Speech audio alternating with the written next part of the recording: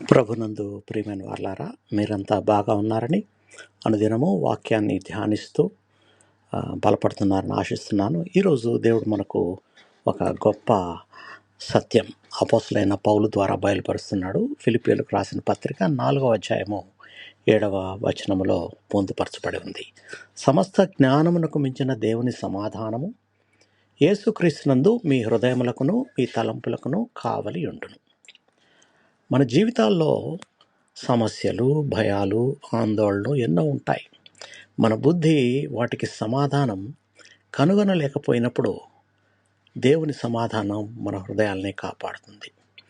ఈ సమాధానం పరిస్థితులపైన ఆధారపడింది కాదు, కానీ క్రీస్తు యేసు ద్వారా లభించే ఒక వరం.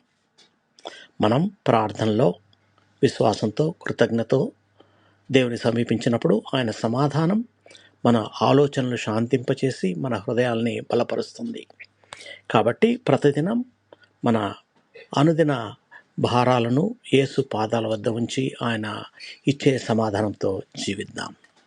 ప్రార్థన చేసుకుందాం. ప్రేమగల పరలోకపు తండ్రి, మా జీవితాల్లో మీరు ఇచ్చే సమాధానానికి మేము కృతజ్ఞతాస్తుతులు చెల్లిస్తున్నాము.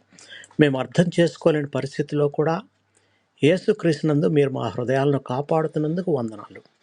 మా భయాలను తొలగించి మా ఆలోచనలను శాంతితో నింపండి. ప్రతిరోజు మీ మీద సంపూర్ణ విశ్వాసం ఉంచి జీవించేందుకు మాకు కృప అనుగ్రహించమని మా ప్రభు మీ ప్రియకుమారుడైన యేసుక్రీస్తు నామంలో ప్రార్థించి వేడుకొనుచున్నాము తండ్రి. ఆమేన్. మీకు ఎవరికన్నా ప్రార్థన అవసరత ఉంటే నాకు మెసేజ్ చేయండి, నేను మీ గురించి ప్రార్థిస్తాను.